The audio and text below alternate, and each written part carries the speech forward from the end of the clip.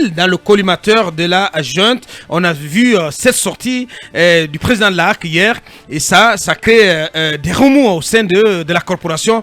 Et selon des informations, ça semble être établi que des médias et des journalistes sont aujourd'hui dans la ligne de mire de la junte. Oui, en tout cas, il y a eu deux interventions au sujet de la presse après les manifestations. C'est celle du FNDC qui informe que des médias et des journalistes seraient dans le viseur des autorités de la transition parce que apparemment le travail de ces journalistes et médias dérangerait les autorités de la transition. On le sait, même en période de régime légal, les journalistes guinéens ont eu maille à partir généralement avec les autorités d'alors, sous le président Alpha Condé, et bien avant, parce que nous avons vécu une partie des années Lansana Conté, c'est toujours une sorte de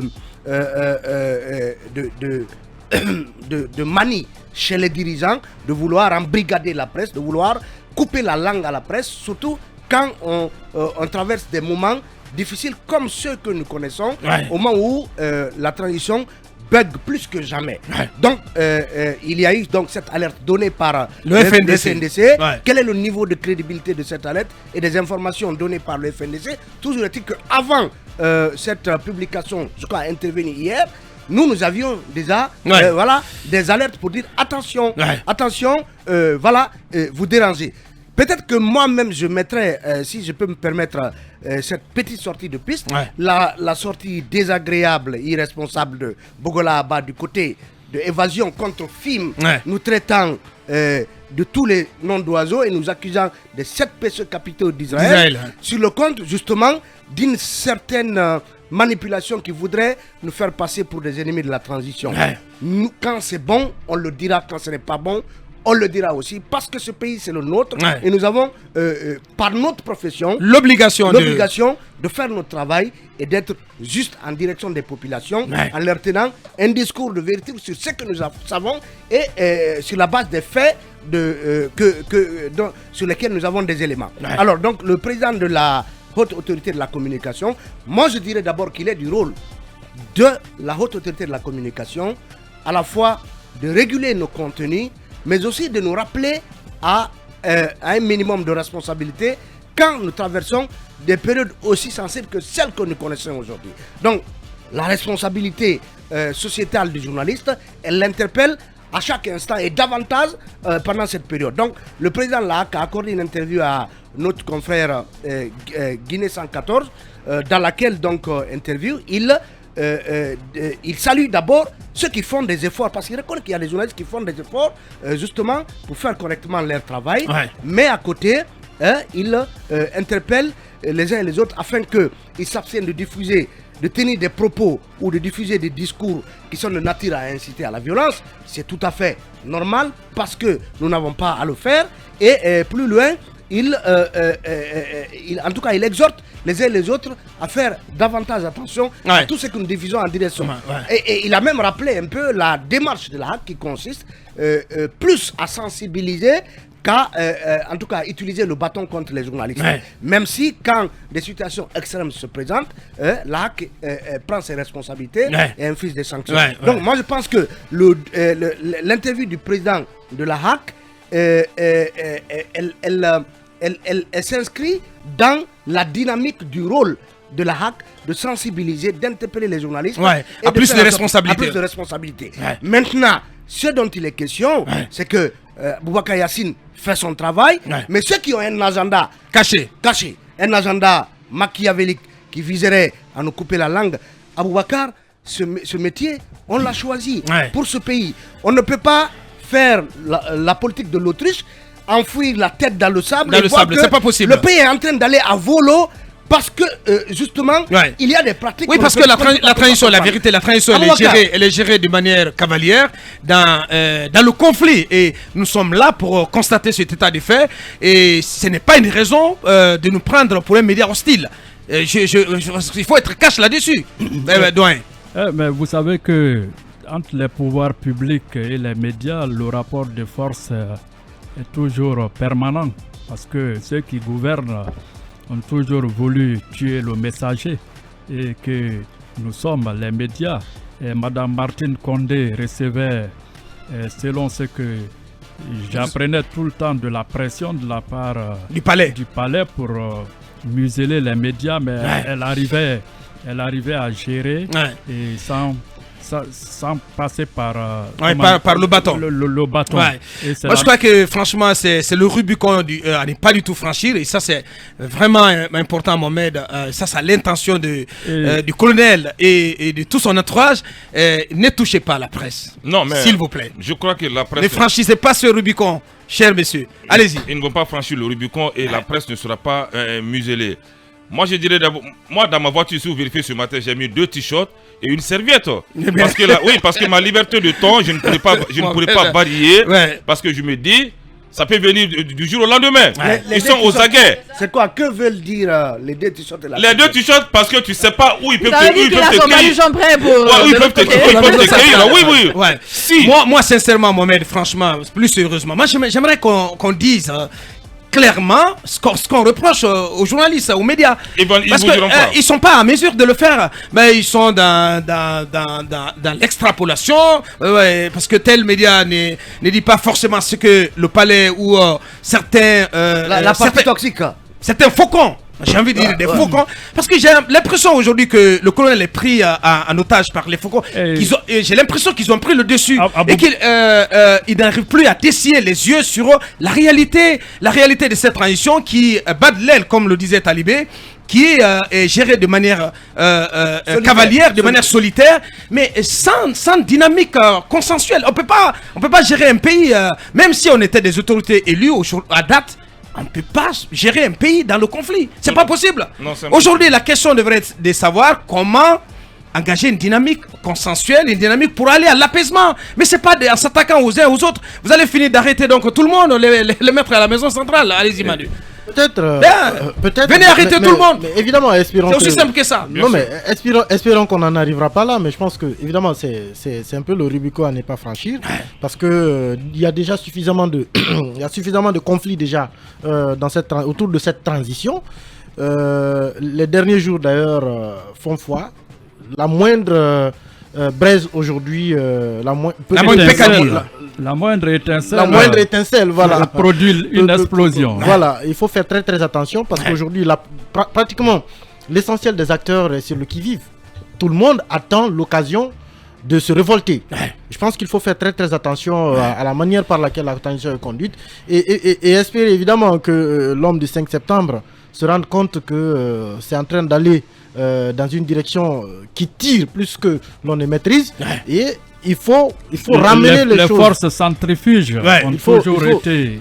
Il faut se réveiller, ramener les choses sur les rails et remettre les choses à l'endroit. Voilà, à l'endroit. Parce que les choses sont à l'envers. Qu'on ait au moins une transition apaisée. Évidemment que tout le monde ne sera pas d'accord avec les méthodes, tout le monde ne sera pas d'accord avec toutes les décisions, mais au moins qu'il y ait un climat qui permette une conduite sereine de la transition. Il n'y a pas besoin aujourd'hui qu'on meure pour la conduite d'une transition. Il y en a qui sont morts malheureusement. Et je pense que le colonel, c'est pas ce qu'il nous avait promis le 5 septembre. Il faut qu'il reprenne les choses en main. Il faut qu'il reprenne les choses en main. Allez-y, Jamy. Il y a un recadrage de la transition, nécessité d'un recadrage. Absolument, absolument. Au vu de tout ce qui est en train de se passer, il y a un véritable recadrage qui doit intervenir là. Bon, je pense que Mohamed nous a donné une idée. Demain, il faudra que chacun mette 2 t-shirts ou une serviette, une brosse à dents pour petit baluchon. En tout cas, dans sa voiture maintenant, parce qu'on ne sait pas. Après, on pourrait ne pas rentrer. Mais encore une fois, c'est dommage qu'on soit encore là. Tu vois un peu, si tu n'es pas fort dans la tête, ça te fait une sorte de chape de plomb d'un point de vue psychologique. De toute façon, en s'engageant, mais c'est mal de connaître. En choisissant la profession de journaliste, moi je dis ici, ils peuvent commencer par moi. Absolument.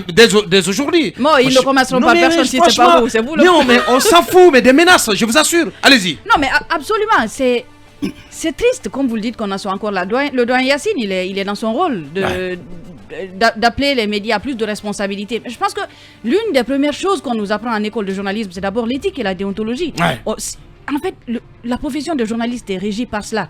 On a une responsabilité morale. Nous ne sommes pas des gens qui disons tout ce que nous voulons. Toutes les fois qu'il y a une enquête, il y a des investigations sérieuses qui sont faites. Je vois Emmanuel et Akumba qui reçoivent pratiquement à longueur de journée des gens qui viennent pour telle ou telle chose. Mais c'est pas pour autant qu'ils se permettent qui n'a même pas de vie de famille. Absolument. Mais il passe tout le temps sur le terrain, ici au bureau, du lundi au dimanche, Akumba, Talibé, Mani et tous les autres. C'est parce qu'il y a un véritable travail de fond qui est fait. On ne publie pas n'importe quoi. Toutes les fois qu'il y a quelqu'un qui vient vers nous et qui nous demande de pas faire passer ça ou ça, la première chose qu'on lui dit d'abord, c'est qu'il faut recouper l'information. Bien sûr. Nous faisons un travail sérieux. En tout cas, je pense qu'il faut que dans cette transition-là, Aboubacar, s'ils se permettent, je le dis, s'ils se permettent de sanctionner n'importe quel média, en tout cas pour des faits qui ne sont pas avérés, il faut que les journalistes soient solidaires. Quitte à faire une journée sans presse ou n'importe quoi, je ne sais pas ce qu'il faudra faire, mais ce qui est en train d'arriver là, ils veulent bâillonner la presse. C'est tout ce qui est en train de se passer. Allez-y, Mamadou. Oui, peut-être, j'aime souvent voler quelques minutes. À Ouri, je suis en train de dire que le colonel ne peut pas se permettre. Bon, parce que même si il y a plein de choses qu'on avait cru si qu'ils n'auraient pas pu se permettre, mais c'est en train d'arriver, malheureusement c'est arrivé. Certains vont rire sous cap, ils vont dire, on avait l'air d'avoir un ami avec nous, le colonel qui a reçu la presse à déjeuner, à l'occasion du Nouvel An, et après qui nous donne une maison de la presse et tant. Aujourd'hui, monsieur mon colonel, nous n'avons pas changé. Nous sommes les mêmes journalistes professionnels qui n'ont que le souci de l'apaisement, du devenir de ce pays. Bien sûr. Mon colonel, la partie toxique, la partie diabolique qui voudrait nous faire passer. Aboubacar, excusez-moi. Il y a même des gens parfois qui vous appellent et qui attirent votre attention sur ce que je suis, sur ce qu'un autre est, bien sûr, même sur le plan ethnique. On n'a pas besoin de ça. Vous ne réussirez pas à nous faire taire et vous ne réussirez pas à nous diviser dans nos studios parce que nous parlons tous ici pour la Guinée et pour que ce pays-là avance. Beaucoup de présidents sont passés. Vous passerez, mon colonel. Mais n'oubliez pas que vos meilleurs amis, c'est nous, parce que c'est nous qui vous disons ce dont se plaint le peuple. La partie saine du peuple. Pour que Mohamed Fofana reprenne mes propos. Bien. Et puis, moi, j'ai quand même envie de m'adresser à Elhadji Thierno Mamadou, mais aussi à MMS, qui sont de la corporation, Moussa Moïse, mais qui viennent de la corporation, qui sont autour du colonel. Mais dites-lui de faire attention. Allez-y. Moussa Moïse, Silla que je connais, Thierno Mamadou dont vous avez parlé, peuvent bien donner des bons conseils au président. Maintenant, est-ce qu'il va les écouter ? Ou est-ce que leurs conseils prendront le dessus sur ceux de la partie que vous appelez diabolique et toxique? Donc je pense qu'il ne faut pas déjà prédire de leur impéritie à jouer leur rôle aux côtés du colonel. Vous savez, ce pays il est malade, je l'ai dit depuis le début de Mirador. En fait, la situation du pays me rappelle le titre d'un film dont j'avais le grand poster à l'époque dans ma chambre de jeune garçon à Zérékoré, qui disait lorsqu'on pense que tout est fini, c'est lorsqu'on pense que tout est fini que tout recommence. Très malheureusement, en Guinée, c'est lorsqu'on pense que tout est fini que tout recommence. Parce que, évidemment, à partir du 5, on avait pensé que unanimement, en légitimant les éléments de langage que le colonel a trouvés pour faire le coup d'État, que tout le monde allait faire sa catharsis et qu'on allait partir de zéro. Et malheureusement, aujourd'hui, de part et d'autre, chacun reprend les mêmes mauvaises pratiques. Et tous, peut-être certains plus que d'autres. Et c'est encore malheureux aujourd'hui que ce soit justement ceux qui tiennent le pouvoir et qui ont voulu tout changer, qui reviennent à ces mauvaises pratiques, entre autres celle de bâillonner la presse. Voyez-vous, au début de la transition, ceux qui ont été victimes de la junte nous prenaient comme acquis pour la cause de la junte. Comme caisse de résonance même de la junte. Comme vendus, achetés par la junte. Parce qu'on relayait leurs informations ici, on les couvrait et tout le reste. On disait, voilà, c'est des gens qui sont allés de l'autre côté. Et aujourd'hui, malheureusement, c'est cette même jeune qui pense qu'on est racheté par ceux qui ont été leurs victimes par le passé et à prix d'or. C'est malheureux de voir des raisonnements de bambino comme cela. Mais sauf que, vous savez, le travail de journaliste, celui d'éduquer, celui d'informer et celui de critiquer, ne plaît jamais. À un moment donné, quand vous vous adressez à une partie et que ça ne lui plaît pas, elle vous traite de tout et de n'importe quoi. et ceux qui profitent de votre jugement ou de votre critique vous applaudissent ce jour et le lendemain vous critiquent. Je pense qu'on doit pouvoir continuer comme cela. J'ose espérer que, comme vous l'avez dit, la ligne rouge ne sera pas franchie. Comme certains le murmure à l'oreille ou aux oreilles du colonel, à dire il faut arrêter tel, il faut arrêter tel. Dans le même temps, il faut aussi saluer le travail du doyen Yacine, qui fait dans la pédagogie, qui fait dans la diplomatie, qui ne cède pas forcément à toute la pression, toutes les pressions, qui veulent qu'on aille arrêter un journaliste du jour au lendemain. Il interpelle quand on est, parce que quand on est en studio, des fois on est en transe. Quand quelqu'un écrit, des fois il est en transe. Il peut dire ce qu'il ne doit pas dire.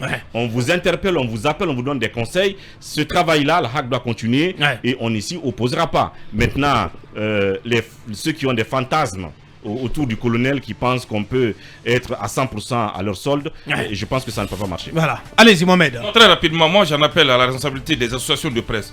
J'attends de ces associations de presse aujourd'hui une déclaration. Je vais parler de l'URTELGI, de l'AGP, parce que acceptez que je ne parle pas du ministère de l'Information. À part le secrétaire général, je ne vais pas parler de ce ministère. Vous savez comment ce ministère fonctionne. Mais Aboubacar, mais pour quelle raison? Comment on a une ministre de l'Information? La presse, il y a l'épée de Damoclès qui plane sur la presse. Elle n'est jamais rentrée en contact avec les journalistes. On parle que ça, c'est le rôle des assos, comme tu l'as dit. Les assos, mais elle ne doit pas céder. La ministre de l'Information doit accepter. Attention, doit tenir tête. Non, elle doit pouvoir dire la vérité en conseil de ministre. C'est pas un mauvais procès. Aboubacar, elle doit pouvoir dire à ses collègues. Elle doit pouvoir dire à ses collègues. Elle doit pouvoir dire. C'est que c'est quand même une bonne personne. Oui. C'est une bonne personne qui essaie de faire son travail. Mohamed, n'allez pas l'accabler comme ça pour rien. Mais c'est ce que tu es en train de faire. Non, je ne l'ai jamais serré la main, s'il vous plaît. Mais c'est pas ce que je demande. Ne m'envoie pas sur ce terrain. Acceptez que je ne parle pas d'elle. Ce que je veux dire, ça n'a aucun sens. Ça a un sens pour moi. Ce que je veux dire, vous êtes membre d'un gouvernement et que vous êtes ministre de l'Information, que la presse soit en danger, vous devez avoir la responsabilité de dire la vérité à vos collaborateurs. C'est ce que j'ai envie de dire. Non, mais c'est une alerte. Ça ne veut pas dire que la presse est totalement en danger aujourd'hui. Non, l'alerte est sérieuse. Ça fait 4 mois que la liste est déjà prête. Il y a une partie toxique qui disait non, il faut les arrêter. Oui. Moi-même j'ai peur aujourd'hui, si on veut voyager demain, est-ce qu'on ne pourra pas être bloqué à l'aéroport? Il faut se poser des questions. Parce que la liste circule, les noms circulent. Ton nom il faut arrêter tel. J'ai des doutes, évidemment. Peut-être que je vais, si vous me trouvez un billet, je vais essayer de tenter le coup pour aller à Dakar pour 3 jours. Et voilà, pour voir, pour comprendre si je suis pas bloqué. Parce que c'est une situation. Tu as intérêt, parce qu'il paraît que toi aussi tu as changé. L'URTELGI, on attend une déclaration de l'URTELGI. L'URTELGI dort. L'URTELGI dort. Il faudra qu'elle se réveille. Oui. Voilà, le discours. Il faudra qu'elle se réveille enfin. Parce que les journalistes que vous entretenez à la fin du mois, nous ne sommes pas ces journalistes. Nous, on a des salaires qui sont dignes, qu'on respecte. Donc, si vous entretenez des journalistes qui doivent suivre votre ligne éditoriale, Samina Ouattara, qu'ils continuent avec ces journalistes. Mais nous, les journalistes qui ont décidé de dire la vérité, de respecter notre ligne éditoriale, on ne va pas changer d'un iota. Je comprends pourquoi certains journalistes ont des voitures fumées, teintées aujourd'hui. Parce que vous ne passez pas inaperçu. Vous êtes écoutés. Souvent, lorsque vous êtes en communication, vous entendez des crépitements. Vous vous dites, mais c'est quoi ça? Vous êtes sur l'écoute, mon cher monsieur.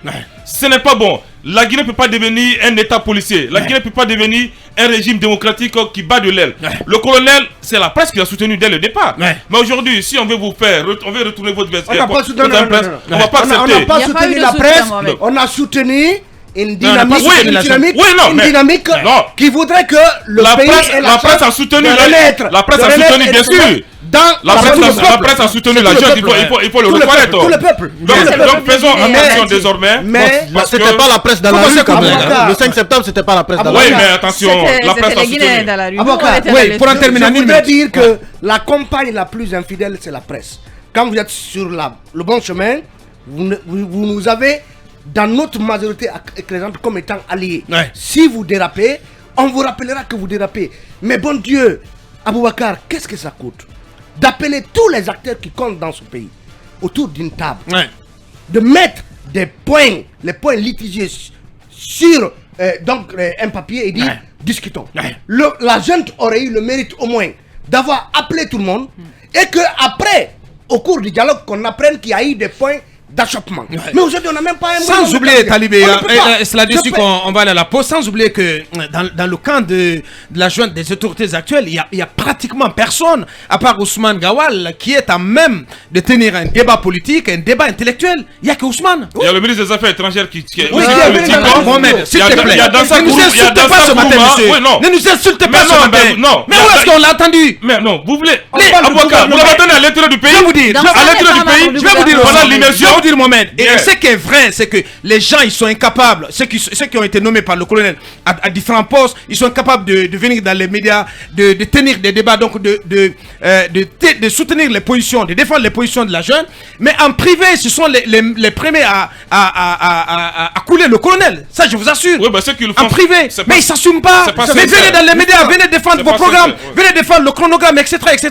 Venez nous dire comment vous allez faire le dialogue. Parce que vous ne pouvez pas gérer la transition à vous seul, monsieur. Allez, la pause. J'espère que dans